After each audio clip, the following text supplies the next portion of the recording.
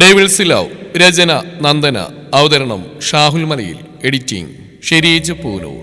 അതുകൊണ്ട് അതിനുവേണ്ടി എത്ര നാൾ വേണമെങ്കിലും കാത്തിരിക്കാൻ ഞാൻ തയ്യാറാണ്. അവൻ പറഞ്ഞു കേട്ട അവൾ അവിശ്വസനീയതോടെ അവനെ തുറിച്ചു നോക്കിക്കൊണ്ട് നിന്നു. ഞെട്ടണ്ട, ഇത്രയും നാൾ നീ എൻ്റെ ക്രൂരതയിലേണ്ടത്. ഇനി മുതൽ നീ ദേവതത്തിൻ്റെ പ്രണയമാണ് കാണാൻ പോകുന്നത്. പ്രണയിച്ച് ഞാൻ എൻ്റെ പെണ്ണിനെ ഈ കരവലയത്തിനുള്ളിൽ ഒതുക്കും. അവൻ അവളെ ഇരുകൈകൾ കൊണ്ട് പൊതിഞ്ഞു പിടിച്ച് തന്നെ നെഞ്ചിലേക്ക് ചേർത്തുകൊണ്ടൊരു കള്ളച്ചിരിയോടെ പറഞ്ഞതും അവൾ അവൻ്റെ നെഞ്ചിൽ കൈവച്ചുകൊണ്ട് പിന്നിലേക്ക് തള്ളി മാറ്റി. തള്ളി മറിച്ച് ഇടവേണ്ട നീ എന്നെ. അവൾ തള്ളിയതും അവനൊന്ന് പിന്നിലേക്ക് ആഞ്ഞുകൊണ്ട് അവളെ നോക്കി ഒരു കുസൃതി ചിരിയോടെ ചോദിച്ചു. അവൾ അവനെ ദേഷ്യത്തോടെ കൂർപ്പിച്ച് നോക്കി. ഇങ്ങനെ നോക്കില്ല വേണ്ടേ, കടിച്ച് തിന്നാൻ തോന്നുക. അവൻ കീഴ്ച്ചുകൊണ്ട് കടിച്ചു പിടിച്ചു. അവൾ അടിമുടി നോക്കിക്കൊണ്ട് പറഞ്ഞു. അവൾ ദേഷ്യത്തോടെ അവനെ നോക്കി മുഖം തിരിച്ചുകൊണ്ട് വാഷ്റൂമിലേക്ക് ഓടിക്കയറി. അവൾ പോയതും അവനൊരു പൊട്ടിച്ചിരിയോടെ സോഫയിലേക്ക് വന്നിരുന്നു. എനിക്കറിയാൻ തന്നെ, പൂർണ്ണ മനസ്സോടെ നിനക്ക് എന്നിലേക്ക് വന്നു ചേരാൻ കുറച്ചേറെ സമയം തന്നെ വേണ്ടി വരുന്നു. എത്ര സമയമെടുത്താലും ഒടുവിൽ നീ എന്നിലേക്ക് തന്നെ വന്നു ചേരണം തന്നെ. അതിനായിട്ടുള്ള കാത്തിരിപ്പിലാണ് ഇനി ദത്തൻ. അതും മനസ്സിൽ പറഞ്ഞുകൊണ്ട് അവൻ സോഫയുടെ ഹെഡ് റെസ്റ്റിലേക്ക് ചാരിയിരുന്നു. അപ്പോഴും അവൻ്റെ കണ്ണുകൾ അടഞ്ഞിടക്കുന്ന വാഷ്റൂമിന് നേർക്ക് തന്നെയായിരുന്നു. ഇതേ സമയം വാഷ്റൂമിലേക്ക് കയറിയ തനു ആകെ കൺഫ്യൂഷനിലായിരുന്നു. അയാൾ ഇത് എന്തൊക്കെയാ പറഞ്ഞേ? അയാൾക്ക് എന്നോട് പ്രണയാണെന്നോ? പക്ഷെ ഒരിക്കൽ പോലും അയാളുടെ കണ്ണുകളിൽ നിന്ന് എനിക്ക് അങ്ങനെ ഒരു ഭാവം തോന്നിയിട്ടില്ലല്ലോ. അന്ന് അയാൾ എൻ്റെ ശരീരത്തിൽ ആധിപത്യം സ്ഥാപിച്ചപ്പോൾ പോലും അയാളുടെ കണ്ണുകളിൽ പ്രണയമുണ്ടെന്ന് എനിക്ക് തോന്നിയിട്ടില്ല. പിന്നെ ഒരു സുപ്രഭാതത്തിൽ അയാൾക്ക് എന്നോട് പ്രേമം പൊട്ടിമുളച്ചാണോ? ഇല്ല, ഇതൊക്കെ അയാളുടെ അടവുകളാണ്, എന്നെ വരുതിലാക്കാനുള്ള അയാളുടെ തന്ത്രം. വാഷ്റൂമിനകത്തെ കണ്ണാടിയിലേക്ക് നോക്കിയെന്നുകൊണ്ട് അവൾ മനസ്സിൽ പറഞ്ഞുകൊണ്ടിരുന്നു. പക്ഷെ ഇന്ന് എന്നെ നോക്കി ആ കണ്ണുകളിൽ തെളിഞ്ഞെന്ന് പ്രണയം തന്നെ ആയിരുന്നില്ലേ? അപ്പം അയാൾ പറഞ്ഞൊക്കെയും സത്യമായിരിക്കുമോ? ദത്തൻ പറഞ്ഞ സത്യമാണോ മിഥ്യയാണോ എന്നറിയാതെ അവൾ ആ കൺഫ്യൂഷനായിക്കൊണ്ടിരുന്നു. മനസ്സിന്റെ ഒരു പാതി അവനെ വിശ്വസിക്കാൻ തയ്യാറാവുമ്പോൾ മറുപാതി അവനെ അവിശ്വസിക്കുകയാണ് ചെയ്തുകൊണ്ടിരുന്നത്. എന്ത് ചെയ്യണമെന്നറിയാതെ അവൾ ആ കണ്ണാടിയിലൂടെ കാണുന്ന തന്റെ പ്രതിബിംബത്തിലേക്ക് നോക്കിക്കൊണ്ട് മൂകയായി നിന്നു. ദിവസങ്ങൾ ഓടി മറഞ്ഞുകൊണ്ടിരുന്നു. പിന്നീടുള്ള ദിവസങ്ങളിലൊക്കെയും ദത്തൻ പറഞ്ഞ പോലെ അവന്റെ പ്രണയം മുഴുവനായി അവളിൽ ഒഴുകി എത്തിക്കൊണ്ടിരുന്നു. അതിന്റെ ഫലമായി അവളുടെ കിടപ്പ് സോഫയിൽ നിന്ന് കട്ടിലേക്ക് മാറി. ആദ്യം അവൾ അതിനെ എതിർത്തുവെങ്കിലും പറയുന്ന അനുസരിച്ചില്ലെങ്കിൽ അവൻ തൂക്കിയെടുത്തുകൊണ്ട് ബെഡിലേക്ക് ഇടുന്ന അവന്റെ ഭീഷണിയിൽ ഭയന്നുകൊണ്ട് കൊച്ചു പിന്നെ അവനെ കൂടുതൽ എതിർക്കാൻ നിൽക്കാതെ അവൻ പറയുന്ന അനുസരിച്ചു. കിങ് സൈസ് ബെഡായിരുന്നുകൊണ്ട് തന്നെ അവനെ തട്ടുകയോ മുട്ടുകയോ ചെയ്യുന്ന ഭയമൊന്നും അവൾക്ക് ഉണ്ടായിരുന്നില്ല. അങ്ങനെ ദിവസങ്ങൾ കഴിഞ്ഞു പോകുന്തോറും അവൻ കൂടുതൽ അവളിലേക്ക് അടുത്തുകൊണ്ടിരുന്നു. അവൾ അകന്നു മാറാൻ ശ്രമിച്ചുവെങ്കിലും അവൻ അവളെ കൂടുതൽ അവനിലേക്ക് അടുപ്പിച്ചുകൊണ്ടിരുന്നു. പതിയെ അവനോടുള്ള അവളുടെ നീരസം കുറഞ്ഞു വന്നുകൊണ്ടിരുന്നു. അവന് വേണ്ട കാര്യങ്ങളെല്ലാം അവൾ തന്നെ ചെയ്തു കൊടുക്കാൻ തുടങ്ങി. അങ്ങനെ അകന്നു നിൽക്കുന്നവളെ അതിനനുവദിക്കാതെ ചേർത്ത് പിടിച്ചുകൊണ്ട് അവൻ അവരുടെ ഓരോ ദിവസങ്ങളും സുന്ദരമാക്കി. അതിനിടയിൽ ശ്രീദേവി പലപ്പോഴും അവളുമായി കൊമ്പോർക്കാൻ ശ്രമിച്ചുവെങ്കിലും അവൾ ഒട്ടും വിട്ടുകൊടുക്കാതെ തന്നെ അവരോട് തിരിച്ച് പ്രതികരിച്ചുകൊണ്ടിരുന്നു. അത് അവരിൽ അവളോട് കൂടുതൽ വെറുപ്പ് കൂട്ടുകയാണ് ചെയ്ത്. ദത്ത ഓഫീസിൽ പോകാനായി റെഡിയായിക്കൊണ്ടിരിക്കുന്ന ദത്തന്റെ അരികിലേക്ക് വന്നുകൊണ്ട് ശ്രീദേവി വിളിച്ചവും അവൻ തിരിഞ്ഞു നോക്കി. എന്താ അമ്മേ? ഷർട്ടിന്റെ സ്ലീവ്സ് മടക്കി വെച്ചുകൊണ്ട് അവൻ അവരുടെ അരികിലേക്ക് ചെന്നു. നീ ഇറങ്ങാറായ ദത്ത? ഇപ്പം ഇറങ്ങും. എന്താ അമ്മ? അത് എനിക്ക് നിന്നോട് കുറച്ച് സംസാരിക്കാനുണ്ടായിരുന്നു. അവർ പറഞ്ഞു കേട്ട് അവനെ നെറ്റി ഒളിഞ്ഞു. എന്താ അമ്മേ, എന്താ സംസാരിക്കാനുള്ളത്? അത് അവരുടെ കാര്യത്തിൽ ഇനി എന്താ നിന്റെ തീരുമാനം? ആരുടെ? അവരാരെയാണ് ഉദ്ദേശിച്ചതെന്ന് മനസ്സിലായെങ്കിലും അവനത് പുറമേ കാണിക്കാതെ അവരോടായി ചോദിച്ചു. അവള് തന്നെ, ആ നാശം പിടിച്ചവള്, കുടുംബം മുടിപ്പിക്കാനുണ്ടായ ജന്മം, തനുശ്രീ. അമ്മേ, ശ്രീദേവി തനുവിനെ പറ്റി മോശമായി സംസാരിച്ച് ഇഷ്ടപ്പെടാതെ ദത്തൻ അവർ നോക്കി ദേഷ്യത്തോടെ വിളിച്ചു. എന്താടാ? അവന്റെ ഭാവമാറ്റം കണ്ട് അവർ സംശയത്തോടെ ചോദിച്ചു. അമ്മ എന്തിനാ അവളെ കുറിച്ച് ഇങ്ങനെ മോശമായി സംസാരിക്കുന്നത്? അവൾ എന്റെ ഭാര്യയാണെന്ന കാര്യം അമ്മ മറന്നുപോയത്. അവൻ കുറച്ച് കടുപ്പത്തിൽ തന്നെ അവരോടായി പറഞ്ഞു.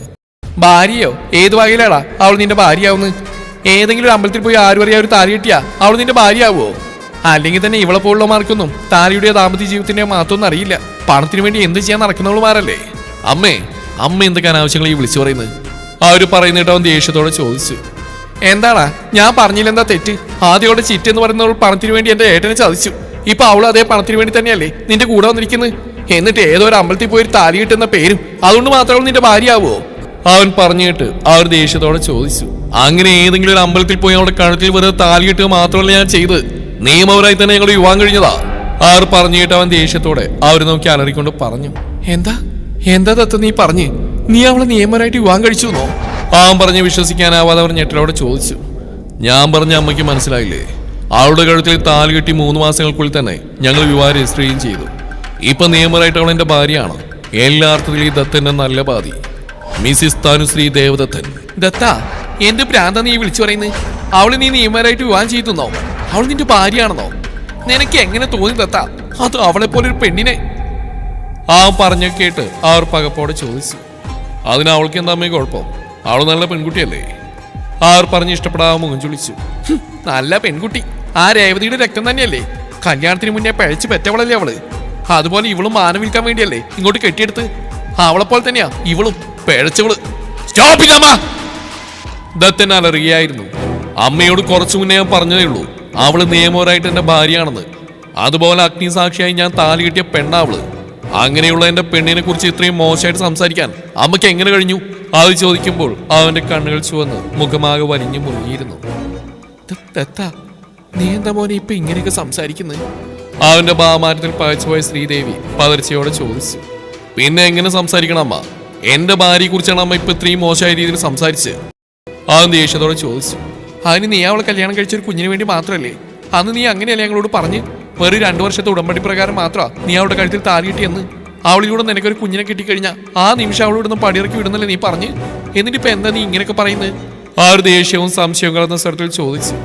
എനിക്ക് അങ്ങനെ അങ്ങ് അവളെ ഉപേക്ഷിച്ച് കളയാൻ പറ്റില്ലല്ലോ അമ്മേ. അമ്മ പറഞ്ഞ നേരാ, ഒരു കുഞ്ഞിന് വേണ്ടി തന്നെയാ അവളെ ഞാൻ വിവാഹം ചെയ്തത്. പക്ഷെ എന്റെ ആഗ്രഹം സാധിക്കുന്നതോടൊപ്പം ഈ ജീവിതകാലം മുഴുവൻ അവൾ എന്നോടൊപ്പം ഉണ്ടാവുകയും വേണം. കാരണം ഞാൻ സ്നേഹിച്ച പെണ്ണാമ്മ അവള്. ഈ മനക്കിലെ ദേവതത്തിന്റെ പ്രണയം. അവനൊരു പുഞ്ചിരിയോടെ പറഞ്ഞു. അവരൊരു പകപ്പോടെ അവന്റെ മുഖത്തേക്ക് നോക്കി. നീ എന്തൊക്കെയാ മോനെ ഈ പറയുന്നത്? നിനക്കെന്താ ഭ്രാന്ത് പിടിച്ചോ? കല്യാണം കഴിക്കാനും കൂടെ പൊറപ്പിക്കാനൊക്കെ നിനക്ക് അവളെ കിട്ടിയുള്ളൂ. എന്താ അവളുടെ സൗന്ദര്യത്തിൽ നീ ഇത്ര പെട്ടെന്ന് മയങ്ങി വീണുപോയോ? ദേഷ്യവും സങ്കടവും കൊണ്ട് അവരുടെ സ്വരം വല്ലാതെ ഉയർന്നു പോയിരുന്നു. അമ്മ പ്ലീസ്, ഇനി അവളെ പറ്റി മോശമായിട്ട് അമ്മയൊന്നും സംസാരിക്കരുത്. എനിക്കത് ഇഷ്ടമല്ല. അമ്മ അവളെ പറ്റി പറയുന്ന ഓരോ വാക്കുകളും എന്റെ നെഞ്ചിലാവുന്ന തറക്കുന്നത്. ശരിയാ, അവളെ ഇങ്ങോട്ട് ഞാൻ കൊണ്ടുവന്ന് അവളെ ദ്രോഹിക്കാൻ വേണ്ടി തന്നെയാ. പക്ഷേ അതെനിക്ക് അവളെ ഇഷ്ടമല്ലാത്തതുകൊണ്ടല്ല. ആ ഇഷ്ടത്തിന് മേലെയായി അവളുടെ കുടുംബത്തോടുള്ള പ്രതികാര ചിന്ത ഒന്നുകൊണ്ട് മാത്രമാ. മനസ്സിലെ ഇഷ്ടത്തെ കുഴിച്ചു മൂടി അവിടെ അവളോടുള്ള വെറുപ്പ് നിറക്കാൻ വേണ്ടി മാത്രമാ ഞാൻ അവളെ ഇത്രയും ദ്രോഹിച്ച്. അവൻ അവരെ നോക്കി ശാന്തമായ സ്വരത്തിൽ പറഞ്ഞു. അവർ കേട്ടത് വിശ്വസിക്കാനാവാതെ അവനെ തന്നെ നോക്കി നിന്നു. ദത്താ മോനെ, നീ എന്തൊക്കെയാടാ ഈ പറയുന്നത്? വേണ്ടടാ, അവൾ പോലൊരു പെണ്ണിനെ നിനക്ക് ചേരില്ല. നിനക്ക് ചേരുന്ന പെണ്ണിനെ അമ്മ തന്നെ നിനക്ക് കണ്ടെത്തി തരാം. അവളെ കൊണ്ടുള്ള ആവശ്യം കഴിഞ്ഞാൽ എത്രയും പെട്ടെന്ന് തന്നെ അവളെ ഇവിടുന്ന് പറഞ്ഞു വിടണം. അവരവനെ നോക്കി വാശിയോടെ പറഞ്ഞു. അവനൊന്ന് പുഞ്ചിരിച്ചു. അങ്ങനെ എനിക്ക് വേണ്ടി അമ്മ വേറൊരു പെണ്ണിനെയും കണ്ടെത്തണ്ട. എന്റെ ജീവിതത്തിലെ ഒരേ ഒരു പെണ്ണ് അവളാ, തനുശ്രീ. തനുശ്രീ ദേവദത്തൻ. അവളല്ലാതെ ഈ ദത്തന്റെ ജീവിതത്തില് വേറൊരു പെണ്ണുണ്ടാവില്ല.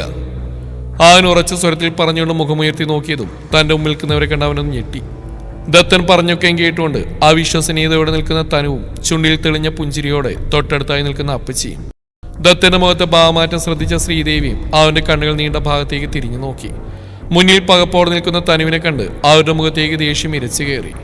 അവർ വേഗം അവരുടെ അരികിലേക്ക് ചെന്ന് അവളുടെ തോളിൽ പിടിച്ച് പിന്നിലേക്ക് ആഞ്ഞു തള്ളി.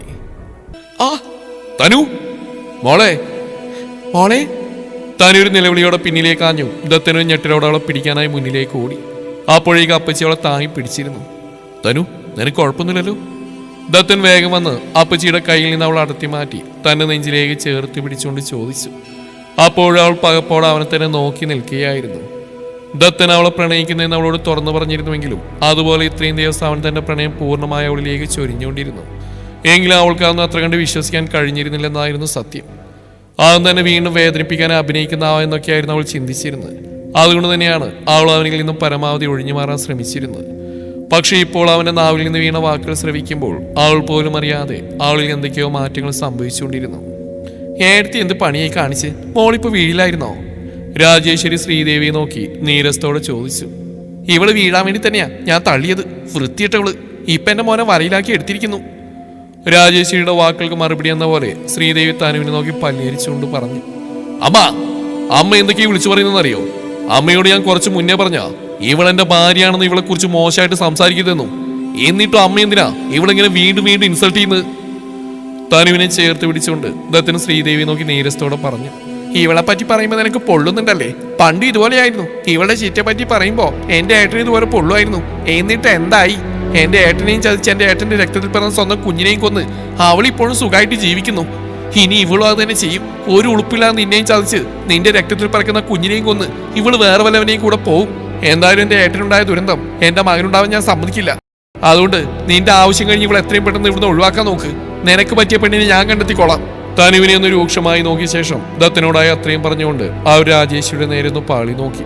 ശേഷം 3 പേരെ ഒന്നുകൂടെ കൂർപ്പിച്ച് നോക്കിക്കൊണ്ട് അവർ തിരിഞ്ഞടന്നു. അപ്പോഴും അവരുടെ മനസ്സേറെ രേവതിയോടുള്ള പക നിറഞ്ഞു നിന്നിരുന്നു. ശ്രീദേവി പോയതും തന്നെ നെഞ്ചോട് ചേർന്ന് നിൽക്കുന്ന തനുവിനെ ദത്തനും നോക്കി. മറ്റേതോ ലോകത്ത് എന്ന പോലെ എന്തോ ആലോചിച്ചുകൊണ്ട് നിൽക്കുന്ന തനുവിനെ കണ്ടതും അവിടെ നടന്നൊന്നും അവൾ അറിഞ്ഞിട്ടില്ലെന്ന് അവന് തോന്നി. അവൻ പതിയെ ആളെ തന്റെ ദേഹത്തിൽ നിന്ന് നടത്തി മാറ്റി. അപ്പോഴും അവൾ എന്തൊക്കെയോ ചിന്തിച്ചുകൊണ്ട് നിൽക്കുകയായിരുന്നു. തനു, ദത്തൻ അവളെ തോളിലും തട്ടിക്കൊണ്ട് വിളിച്ചതും അവൾ ഞെട്ടിലോടെ മുഖമുയർത്തി അവനെ നോക്കി. ആ നിമിഷം അവളുടെ മനസ്സിൽ ശ്രീദേവി തന്നെ കുറിച്ച് മോശമായി സംസാരിച്ചതോ അവർ തന്നെ തള്ളി താഴെയിട്ടൊന്നും ആയിരുന്നില്ല. അവളുടെ മനസ്സേറെ ദത്തന്റെ വാക്കുകൾ മാത്രമായിരുന്നു. അവൻ തന്നെ നിയമപരമായി വിവാഹം കഴിച്ചിരിക്കുന്നു എന്ന വാർത്ത അവൾക്ക് വിശ്വസിക്കാൻ കഴിയുന്നുണ്ടായിരുന്നില്ല.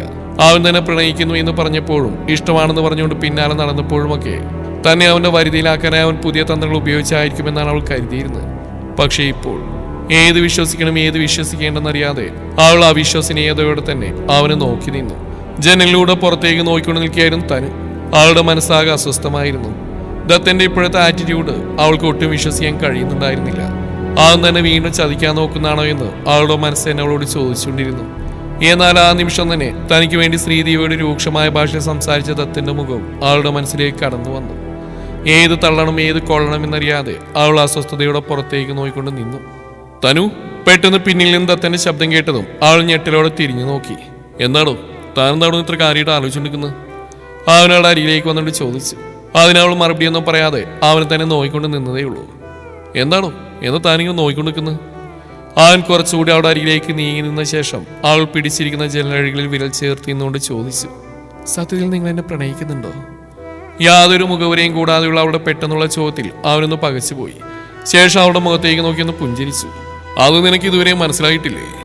അവളുടെ കണ്ണിലേക്ക് നോക്കിയെന്നുകൊണ്ട് അവൻ ചോദിച്ചു. അവൾ ഒരു നിമിഷം അവനെ തന്നെ നോക്കി നിന്നു. ശേഷം പെട്ടെന്ന് എന്തോ ആലോചിച്ചുകൊണ്ട് അവൾ മുഖം തിരിച്ചു. കഴിഞ്ഞ കുറച്ച് ദിവസങ്ങളായി നിങ്ങൾ എന്നോട് പെരുമാറുന്ന രീതി, ഓവർ കെയറിങ്, പിന്നെ അവസാനമായിട്ട് നിങ്ങളുടെ അമ്മയോട് സംസാരിച്ച് ഒക്കെ കാണുമ്പോൾ നിങ്ങൾ എന്നെ സ്നേഹിക്കുന്നുണ്ടെന്ന് എനിക്ക് തോന്നുന്നുണ്ട്. ആൾ അവൻ്റെ മുഖത്തേക്ക് നോക്കാതെ പറഞ്ഞു. അവൻ്റെ ചുണ്ടിൽ ഒരു പുഞ്ചിരി വിടർന്നു. പക്ഷെ സ്നേഹിക്കുന്ന പെണ്ണിനെ ആർക്കെങ്കിലും റേപ്പ് ചെയ്യാൻ സാധിക്കുമോ? എത്രയൊക്കെ പ്രതികാരമാണെന്ന് പറഞ്ഞാലും അവളെ മാനം കെടുത്ത ഒരാണിന് സാധിക്കില്ല. ആൾ അവൻ്റെ കണ്ണിൽ നോക്കിക്കൊണ്ട് പറഞ്ഞു. അവനവളുടെ മുഖത്തേക്ക് നോക്കാനാവാതെ തലവിനിച്ചു. ഒരല്പ നിമിഷം ഇരുവർക്കും ഇടയിൽ മൗനം തളം കെട്ടി. അത് കഴിഞ്ഞതും ദത്തിന് ദീർഘശ്വാസം എടുത്തുകൊണ്ട് അവളുടെ മുഖത്തേക്ക് നോക്കി. നീ പറഞ്ഞത് ശരിയാ. സ്നേഹിക്കുന്ന പെണ്ണിനെ ദ്രോഹിക്കാൻ ഒരു പുരുഷനും സാധിക്കില്ല. മനസ്സിൽ നിന്നോടുള്ള പ്രണയത്തിന് മുകളിലായി പ്രതികാരം നിറഞ്ഞപ്പോൾ അങ്ങനെ സംഭവിച്ചു പോയി. മാപ്പറിയിക്കാത്ത തെറ്റ് തന്നെയാണ്. പക്ഷേ ക്ഷമിക്കണമെന്ന് പറയാൻ മാത്രമേ ഇപ്പം എനിക്ക് സാധിക്കുകയുള്ളൂ. കഴിഞ്ഞുപോയ നാളുകളിലേക്ക് തിരികെ പോയി ചെയ്തു പോയ തെറ്റുകളെല്ലാം തിരുത്താൻ എനിക്ക് സാധിക്കുകയില്ലല്ലോ. അതിനു പകരമായി ഇനിയുള്ള ജീവിതകാലം മുഴുവൻ നിന്നെ പൊന്നുപോലെ നോക്കിക്കോളാം ഞാൻ. ആ ഉറപ്പ് നിനക്ക് തരാം. ഒരിക്കലും ഒന്നിനു വേണ്ടിയും ഇനി നിന്നെ ഞാൻ ഉപദ്രവിക്കില്ല. ചുവപ്പ് രാശി പടന്നു കയറിയ കണ്ണുകളോട് അവൻ അവളുടെ മുഖത്തേക്ക് നോക്കിക്കൊണ്ട് പറഞ്ഞതും അവൾ നിർവികാരതയോടെ അവനെ തന്നെ നോക്കി നിന്നു. അവളുടെ മുഖത്തെ നിർവികാരത അവനെ സങ്കടത്തിലാഴ്ത്തി. എങ്കിലും അവനത് പുറമേ കാണിക്കാതെ അവൾ നോക്കിയൊന്ന് പുഞ്ചിരിച്ചു. എനിക്കറിയാം എല്ലാം ആക്സെപ്റ്റ് ചെയ്യാൻ തനിക്ക് ഇനിയും സമയം വേണമെന്ന്. ഇറ്റ്സ് ഓക്കെ, ഞാൻ കാത്തിരുന്നോളാം. അത്രയും പറഞ്ഞ ശേഷം അവളുടെ കവിളിലൊന്നും മൃദുവായി തട്ടിക്കൊണ്ട് അവൻ പുറത്തേക്ക് ഇറങ്ങിപ്പോയി. അവൻ പോയത് അവളൊരു നെടുവീർപ്പോടെ വീണ്ടും പുറത്തേക്ക് നോക്കിക്കൊണ്ട് നിന്നു. താഴേക്കുള്ള പടികൾ ഇറങ്ങി വന്ന ദത്തൻ്റെ അരിയിലേക്ക് ശ്രീദേവി ദേഷ്യത്തോടെ വന്നു നിന്നു. ദത്ത, എനിക്ക് ഇതിനോട് സംസാരിക്കാനുണ്ട്. ഇടം കയ്യിലെ വാച്ചിലെ സ്ട്രിപ്പ് ഇട്ടുകൊണ്ട് പുറത്തേക്ക് നടക്കാൻ തുടങ്ങിയ ദത്തൻ ശ്രീദേവിയുടെ വാക്കുകൾ കേട്ട് അവരെന്ന് തിരിഞ്ഞു നോക്കി. അമ്മ, ഞാനിപ്പോൾ കുറച്ച് ബിസിയാണ്.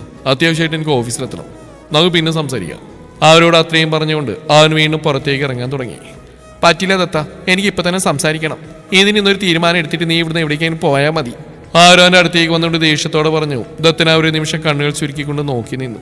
ശേഷം ഒരു ദീർഘശ്വാസം എടുത്തുകൊണ്ട് സോഫയിലേക്ക് പോയിരുന്നു. ശരി, അമ്മ പറയും. എന്താ അമ്മയ്ക്ക് സംസാരിക്കാനുള്ളത്? തനുവിനെ കുറിച്ചാണെങ്കിൽ അവളുടെ കാര്യത്തിൽ നേരത്തെ പറഞ്ഞാൽ കൂടുതലായിട്ട് എനിക്കൊന്നും പറയാനില്ല. അവൻ അവരുടെ മുഖത്തേക്ക് നോക്കാൻ പറഞ്ഞു. അവരുടെ മുഖമാകെ വലിഞ്ഞു മുറുകി. നടക്കില്ല ദത്ത, ഞാനിതൊരിക്കലും അംഗീകരിക്കില്ല. ഞാൻ ജീവിച്ചിരിക്കുമ്പോൾ അവൾ നിന്റെ ഭാര്യയായിട്ട് വാഴിക്കാൻ ഞാൻ അനുവദിക്കില്ല. നിന്റെ പ്രതികാരം ഇനി വേണ്ട. ഇന്ന് തന്നെ അവളെ ഇവിടുന്ന് അവളുടെ വീട്ടിലേക്ക് ഉണ്ടായിക്കോ. ഇനി ഒരു നിമിഷം പോലും അവളെ ഇവിടെ നിർത്താൻ ഞാൻ അനുവദിക്കില്ല. പിന്നെ നിനക്കുള്ള പെൺകുട്ടി ഞാൻ കണ്ടെത്തി കഴിഞ്ഞു. എൻ്റെ കൂട്ടുകാരി ശ്യാമയുടെ ഒരേ ഒരു മകൾ ഗൗരി. ആ കുട്ടി ലണ്ടനിൽ MBA ചെയ്യുക.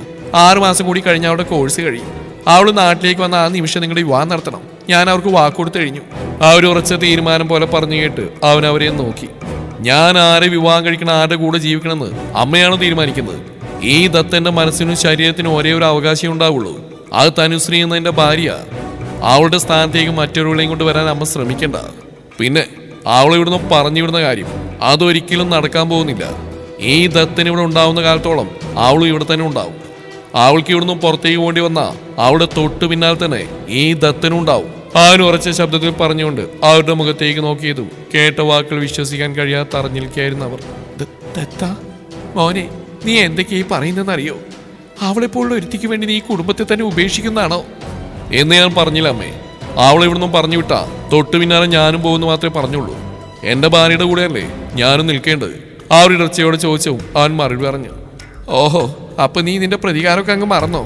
രേവതിയോട് ക്ഷമിക്കാൻ തീരുമാനിച്ചോ? അവൻ പറഞ്ഞിട്ട് അവർ പരിഹാസത്തോടെ ചോദിച്ചു.